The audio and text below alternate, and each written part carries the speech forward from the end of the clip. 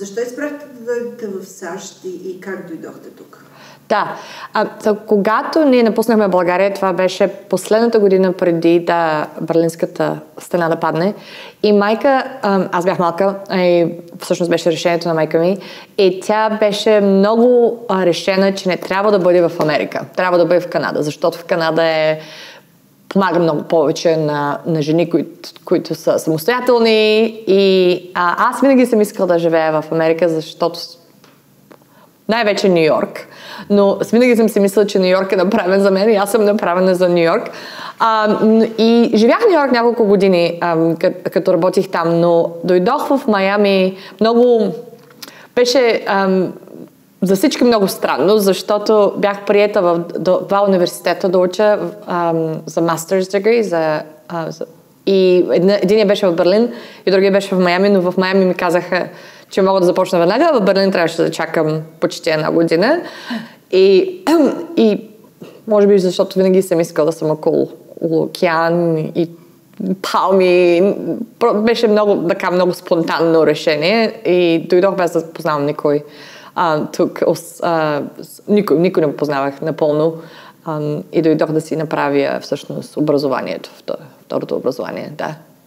Когато дойдох в Майами, имаше филмова индустрия. Това беше в 2007, но докато завърших в 2011, беше и тя спряла тук, защото Governor тогава отряза всички помощи за филм. Всички напуснаха, отидоха си обратно в Лос-Анджелес или в Нью-Йорк. Но ние започнахме с партньор, започнахме една организация, която е филантропична, да помага на тези филммейкърс като нас, които не искат да запуснат на Майами, искат да продължават да работят и да правят филми и да продуцират тук в Флорида и в Майами. И се казва Filmgate Miami, е специално фокусирана на филммейкърс и на режисьори, и на продуценти, и писатели, и актьори, които искат да казват нашите истории на Майами и на Флорида. Но аз продължавам да работя като продуцент в интернационални продукции, например с Испания в последно време. А с България? България не още, обаче много искам. Да. Винаги ми се иска да работя с България, да. Би било чудесно. Гледате ли български филми? Гледали ли сте наскоро съвременно българско кино или съвременна българска телевизия? Ми кажете какво е мнението за българските продукции съвременни? Не съм виждала отдавна. Иначе, като работих в Торонто Интернационален филм фестивал, тогава видях няколко български филми, които много ми харесаха. Но последно време не съм гледала телевизия или филми и се чувствам много виновно и искам наистина да възстановя това.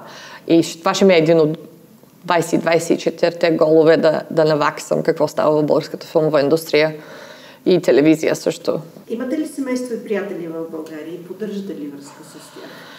Имам семейство, ние сме много малко семейство, аз съм едно дете. Баща ми остана в България, той има второ семейство. С него поддържам много малко връзки, но имам освен това братовчеди, първи братовчеди, на майка от страната. И с тях поддържам повече връзка. И сега всъщност отивам в България, може би в март, началото на март. Връщала съм само 3 пъти преди и искам всъщност и това да променя, като ставаш по-близко ставаш, по-възрастен ставаш, започваш да се връщаш повече към твоите корени и да ти липсват. И искам ще се видим с тях в март и сигурно ще посетим едни от хубавите ски курорти, да се надяваме. Отивам като турист, обаче, понеже знае себе си, сигурно отивам като турист и ще се върна с няколко бизнес срещи и ще има някакви интересни развития, като в смисъл да се работи с България. Да се надяваме това. В момента работим като организация, работим с Франция, работим с Германия, имаме делегация от Германия тази година, с Тайван, и развиваме делегации с Аржентина и с Бразилия. Ще ми е много интересно като българка да развия някакъв cultural exchange между България и Майами също. Говори ли се за България във вашите среди като страна, в която могат да се снимат успешно филми, сериали? Да. каквото и да било? В момента има много силно гръцко кино, много силно румънско кино, много силно полско кино, руско е било силно. И аз винаги съм си мислила защо е българското кино не е на това ниво. Не съм много сигурна. Може и да е, може би просто да е маркетинг, а не това да липсва, например, или по-малка държава, по-малко възможности. Но аз бих искала да сме във всички фестивали, като български режисьори. Иначе като място, където може да се снима лесно, съм чувала, никога не съм работила, както много искам, но съм чувала, че е много лесно да се снима в България, че твоите круз са много добри, на много високо ниво, работят с немска технология и преди беше филм, сега вече сме на диджитал, но всичко е направено много добре, се работи с хубави лаборатории и така нататък, е на много високо ниво и естествено за по-добри цени, отколкото ако, да кажем, работиш в Германия или в Англия. Не знам, сега аз като ходя по фестивали, в момента отивам в Берлин, там има голям маркет, не съм виждала българско като деск, където да промотират колко процента има, ако дойдеш да снимаш България. Знам, със сигурност съм виждала Кроейша, виждала съм различни там по-малките източни, бивша Сърбия, които са на по-малките, да кажем, Монтенегро има много хубави проценти. И ще ми е интересно дали България също дава 35-45%, както всеки се състезава в момента. Канарските острови дават невероятни проценти, след това много хора снимат там. И ще искам ще потърся, ще имам сега гол да потърся какви са възможностите. И на мене би ми било интересно, защото виждам все по-често, че се снимат филми там, западни продукции, американски филми, английски продукции, явно има защо. Като говорим за Европа, вие сте европейски гражданин, като българка, България в Европейския съюз. Живели сте в България, в Канада, в Майами. Имате ли някаква идея, бихте ли могли да се върнете, да кажем, в Европа и да работите това? Имате ли като идея някой ден да направите обратната стъпка и да се върнете обратно към Европа? Всеки път, аз обикновено ходя на 3 фестивала в Европа, които са така. Един е Берлин, другия е Кан и третия е Венеция и няколко други помежду. И всеки път, като се върна, не искам да се връщам и моите обратно и моите оставане става по-дълго и по-дълго. Със сигурност ме дърпа обратно, но естествено даже и да е Европейския съюз, всяка държава има собствен език. Знам, че и на всеки му е мечтата да бъде в Mediterranean след, с олив, такива дървета и портокали. Ама това са мечти, не знам. Знам, че е лесно да се започне бизнес в Америка, в Майами. Не беше толкова лесно в Канада. Сега би ли било лесно да се направи също така, да започна от начало, както започнах тук и да стигна до където стигнах за 10 години, както стигнах тук. Не знам, предполагаме малко по-консервативно и по-трудно, но понеже съм го направила веднъж, може би, ако използвам същия модел на Filmgate, който съм правила тук, да направя Filmgate Европа, защо не? И според мен, както всички, не искам да съм някой, който даже да съм фаундър на тази организация, не искам аз да съм там до край. Искам някой по-млад да дойде, да го тренирам, да започне да вкарам нови идеи и аз да правя нещо друго. След 12 години вече те правиш едно и също, искаш нещо ново.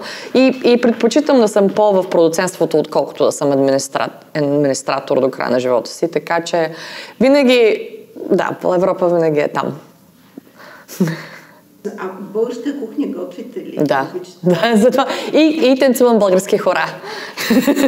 Даже преди да дойда в Майами, бях записана на група, където практикувахме български хора, които аз много обичам да танцувам, много обичам българска музика, традиционална и да танцувам хора и ръченици. Но българска кухня готвя и сега даже правихме с майка баници, вече са на кой да прави, кой ще направи тя малко спечели. Обаче много обичам българска кухня и даже винаги има българска салата, винаги има таратор, винаги има, не те са лесни, нали?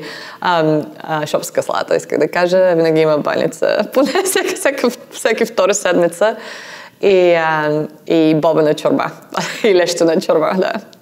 Слушате ли българска музика? Слушам българска музика и някой път имам просто така много пълно желание да слушам, особено, например, Елена Платно-Белиш. Ако тая песен се пусне, аз почвам да плача с грамадни крокодилски сълзи.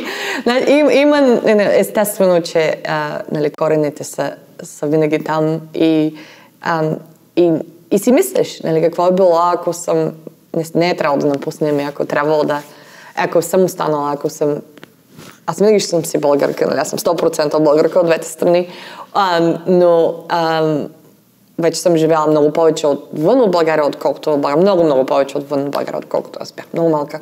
Но винаги съм знала, че аз съм българка, винаги има мартинички на 1 март, винаги има нали, козунаци за Великден и нали, всички тези български традиции ги спазвам, но знам, освен това, нали, като си иммигрант, ти си един крак в една страна, един крак в друга страна, нали?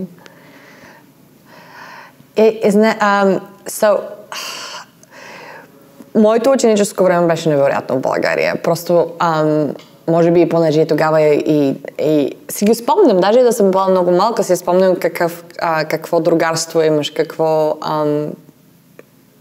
може би не чувстваш се сигурно, никога не се чувстваш сигурно като иммигрант. Даже нали, няма значение. Мисля, това ти се чувстваш в твоята къща. Сигурност, това си е твоята страна, което много по... не знам, такова щастие, което имаш като си малък в твоята страна, сигурно никой повече няма да се повтори, нали? Но всеки заминава за по-добро бъдеще. И просто е трудно да се отговори какво да бих ли останала в България, ако имах възможността да напусна. Но знам, че много хора напускат все още В момента сме, освен това, свят, който е много свързан и това не е лошо, че имаш възможността да видиш други култури, да не си толкова в затворено пространство. Не е лошо, според мен. После винаги можеш да се върнеш също и да доведеш те преживявания и този експириенс, да го върнеш обратно в твоята страна е за по-добро. Благодаря ви много за да ми напомните, че съм българка, че има невероятни български книги и хубави филми и така ме въодушевихте да се върна по-близо до моите корени, за да мога да ги експлорирам.